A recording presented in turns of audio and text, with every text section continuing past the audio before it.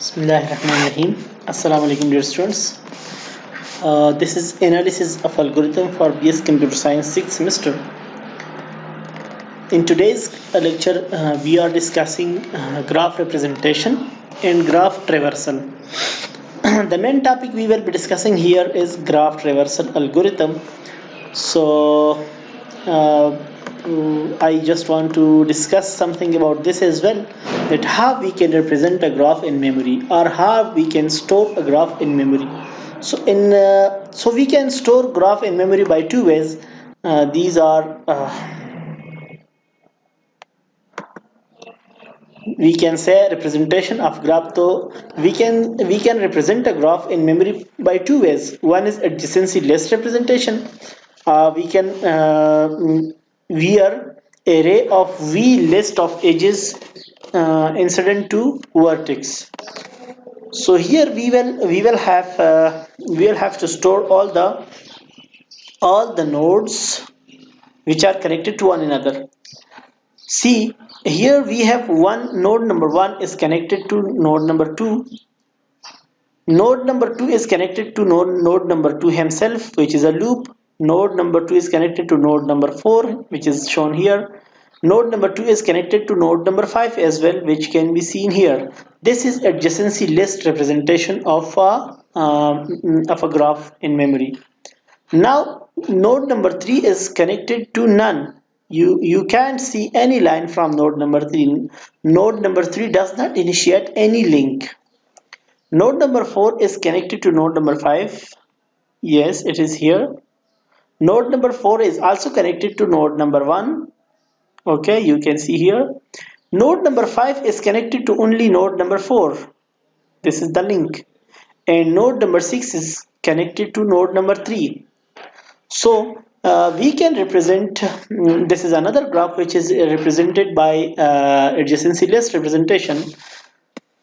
If this is for directed graph, if we have undirected graph, in undirected graph you can see there will be only, let me draw it in paint. In undirected graph there will be two vertices. For example, this is a vertex, and this is edge. Now to represent, let's say this is node number 1, this is node number 2.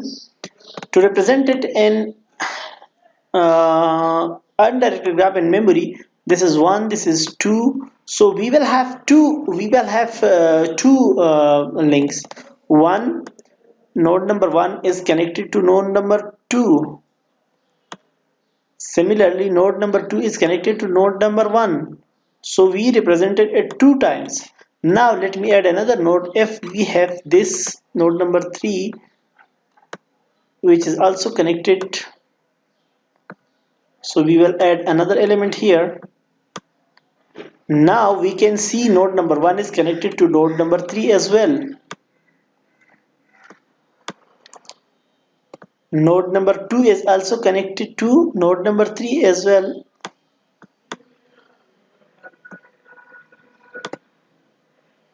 Now come to node number 3. Node number 3 is connected to node number 1.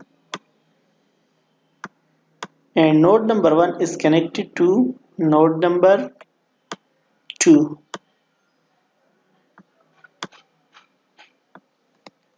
Now we can say node number 1 is connected to node number 2, which is connected to node number 3. 2 is also connected to node number 3. And node number 2 is connected to node number 1, which is connected to node number 3. Similarly, node number 3 is connected to node number 1, which is connected to node number 2.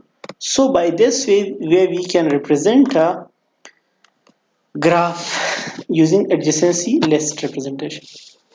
Now in another way we can also represent a graph using adjacency metric representation.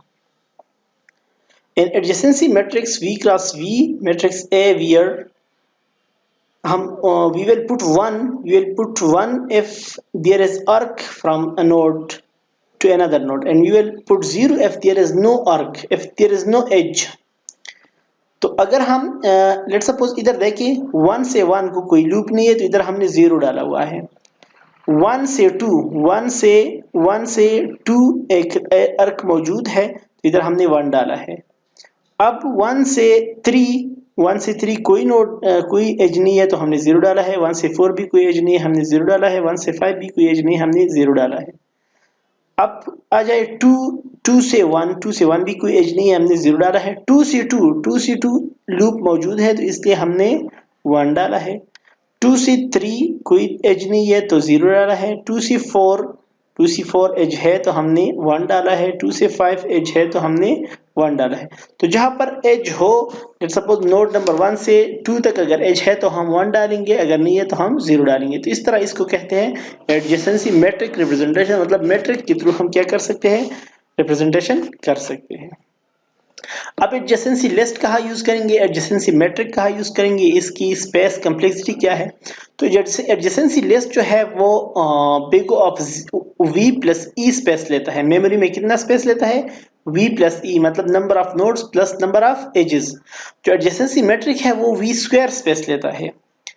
Adjacency list हम तब use करेंगे जब हमारे पास edges जो हो वो number of node से बहुत कम हो, मतलब जो हमारे पास ग्राफ जो हो वो स्पार्स हो, ज्यादा डेंस ना हो, ज्यादा गन्ना ना हो, तब हम एडजेसेंसी लिस्ट यूज करेंगे। अगर ग्राफ जो है वो ज्यादा डेंस है, मतलब बहुत ज्यादा नोड्स और बहुत ज्यादा एजेस है, तो फिर हम एडजेसेंसी मैट्रिक्स यूज करेंगे।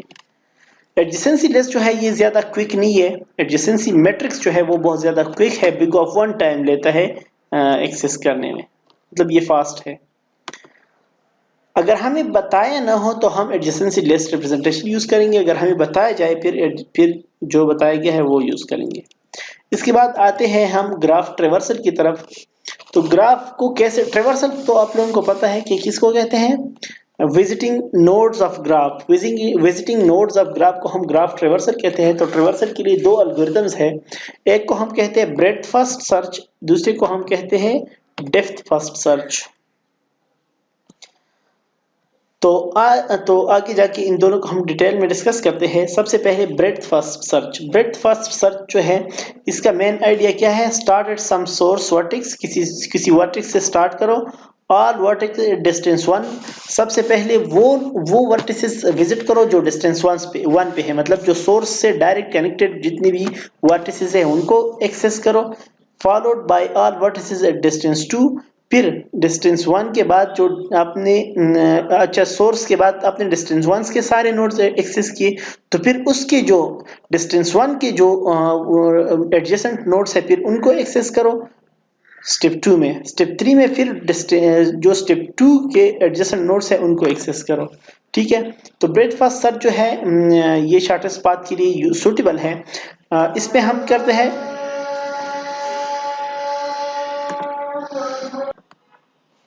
तो इसमें हम करते ये है कि जो नोड विजिट नहीं किया गया हो तो उसका कलर सफेद होगा, जब हम उस नोड को विजिट करेंगे तो वो ग्रे हो जाएगा, और जब हम उसके चाइल्ड्स को विजिट करेंगे तो वो ब्लैक हो जाएगा।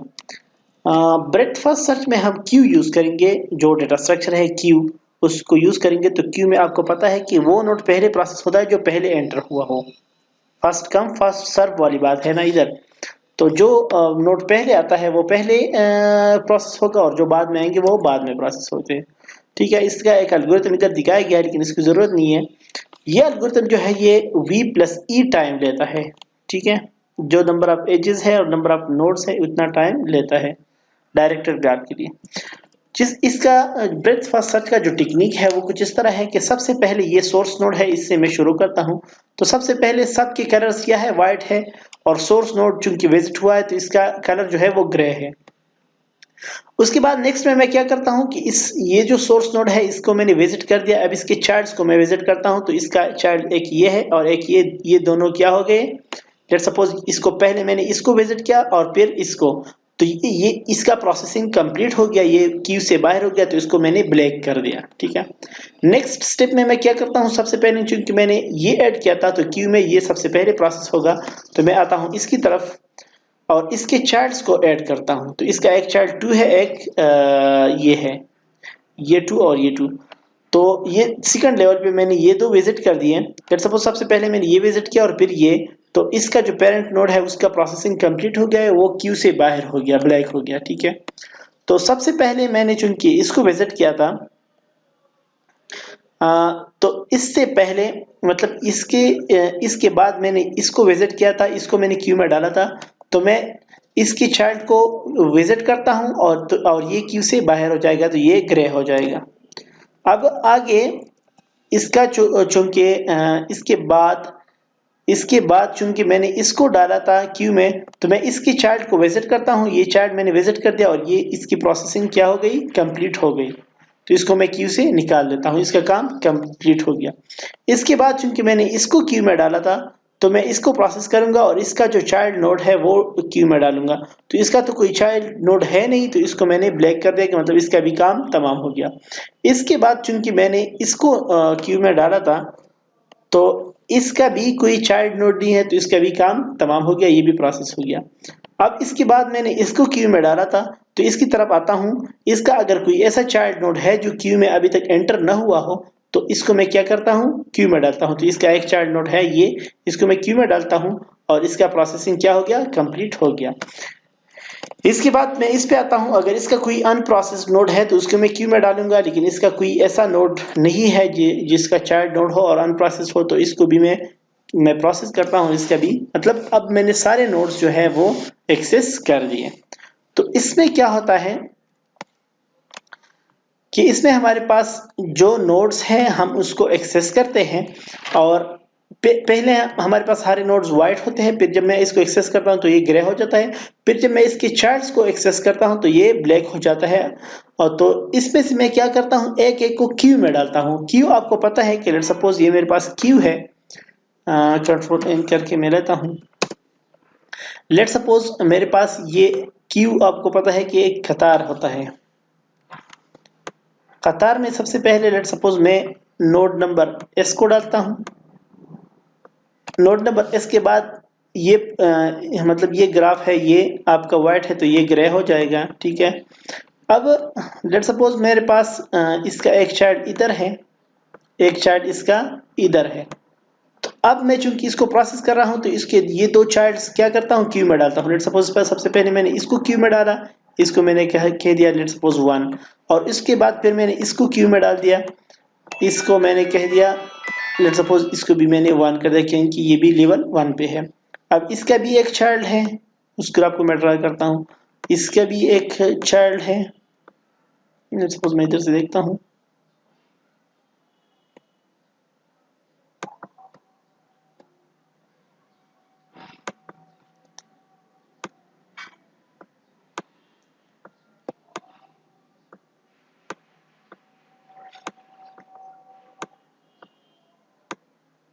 देखो इसका एक चाइल्ड ये है, इसके डायरेक्टेड ग्राफ है, तो मैं इसके डायरेक्शंस बनाता हूं।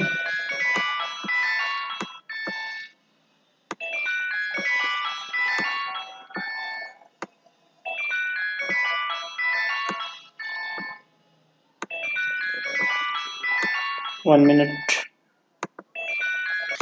अच्छा, तो मैं ये बता रहा था कि लेट सपोज ये मेरे पास सोर्स नोड है, तो इसको मैंने क्यू में डाल दिया सोर्स को। तो इसकी जो एडजेसेंट नोड है, एक ये है, तो इसको भी मैंने क्यू में डाल दिया, और एक ये है, इसको भी मैंने इस क्यू में डाल दिया। अब चूंकि सबसे पहले मैंने अब ये जो नोड है सोर्स नोड, इसके सारे जो नोड्स है चाइल्ड नोड्स और प्रोसेस हो गए, तो इसको मैं क्या करता हूँ, ब्लैक करता हूँ, मतलब ये क्यू से बाहर हो गया। अब क्यू में दूसरी बार जो है इसकी है, तो ये मैंने ये कहा था कि ये नोड है। तो अब चूंकि इसको मैं प्रोसेस कर रहा हूं, तो इसकी जो एडजेसेंट नोड है उसको मैं क्यू में डालूंगा। तो सबसे पहले लेट सपोज मैं इसको प्रोसेस करता हूं, इसको मैंने 2 कह दिया, 2 में क्यू में डाल दिया, और इसका एक और जो चाइल्ड नोड है ये प्रोसेस नहीं है, तो इसको भी मैं क्या करता हूं, इसको 2 कह के क्यू में डालता हूं, ठीक है। अब चूंकि ये नोड प्रोसेस हो गया, तो इसको भी मैं क्या करता हूं, ब्लैक करता हूं।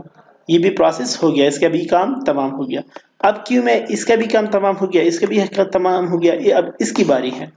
ये चूंकि मेरा ये नोड है ये, तो अब मैं क्या करता हूं, इसके जो एडजेसेंट नोड्स हैं उनको भी उनकी क्यू में डालता हूं। तो इसका एडजेसेंट नोड ये है, तो इसको मैं ग्रे करता हूं और इसका काम तमाम हो गया। इसको मैं क्यू में डालता हूं, लेट सपोज इसको भी मैंने 2 कह दिया, क्योंकि ये लेवल 2 पे है, इसको मैंने क्यू में डाल दिया। अब क्यू में इसका भी काम तमाम हो गया, तो अब क्यू में इसकी बारी है 2, तो ये मैंने कहा था कि ये मैंने इस नोड को कहा हुआ था, तो इसको मैं क्या करता हूँ, इसको प्रोसेस करता हूँ। ये चूंकि ग्रे हुआ है, इसका एक एडजेसेंट नोड है जो अभी प्रोसेस नहीं हुआ, ये है, तो इसको मैं क्यू में डालता हूँ और इसको मैं कहता हूँ 3। ठीक है, तो ये भी क्यू में डाल गया और ये भी ग्रे हो गया, और इसको मैं ब्लैक करता हूँ, इसका काम क्या हो गया, तमाम हो गया। अब क्यू में किसकी बारी है, अब क्यू में इसकी बारी है। इसको मैंने इस नोट के बाद इसको मैंने क्यू में डाला था, ये तो कंप्लीट हो गया, अब इसकी बारी है। तो इसका ये नोट जो है, इसका कोई ऐसा चाइल्ड नहीं है जो अभी तक प्रोसेस नहीं हुआ, इसका एक ही चाइल्ड है ये, लेकिन ये अभी प्रोसेस हुआ है, तो इसका भी काम क्या हो गया, तमाम हो गया। तो इसको भी मैं हटा देता हूँ क्यू से। अब क्यू में इसकी बारी है, ये जो है ये नोड है, ये वाला नोड जो है इसका कोई चाइल्ड नोड नहीं है, तो ये भी कंप्लीट हो गया। ये भी मैं क्यू से क्या करता हूँ, हटा देता हूँ। अब क्यू में इसकी बारी है, इसको इसका ये इस नोड को मैंने कह दिया था 3, तो ये मैं इन क्यू में डाला था, तो इसका वो चाइल्ड नोड मैं ढूंढूंगा जो अभी तक प्रोसेस नहीं हुआ हो, तो इसका एक ही चाइल्ड नोड है ये जो अभी तक प्रोसेस नहीं हुआ, तो इसको मैं 4 कह के क्यू में डालता हूँ। अब चूंकि ये इसका चाइल्ड नोड जो है वो क्यू में डल गया है, तो इसका भी काम तमाम हो जाता है। इसको क्यू से हटा देता हूँ और इसको ग्रे कर देता हूँ। जब मैं इधर आ जाता हूँ, तो अभी इसका मैं ऐसे चाइल्ड नोड देखूंगा जो इसका चाइल्ड नोड हो और अभी तक प्रोसेस नहीं हुआ हो, तो इसका एक ही चाइल्ड नोड है ये, और ये प्रोसेस हुआ है, तो इसका भी काम तमाम हो गया और मेरा सारा क्यू जो है वो ट्रेवर्स हो गया यूजिंग ब्रेड्थ फर्स्ट सर्च। ठीक है, तो ये इसका टेक्निक है, मैंने 2 तरीके से समझा दिया। उम्मीद करता हूँ आप लोग इसको अब अच्छी तरह समझ चुके होंगे। ठीक है, थैंक यू सो मच।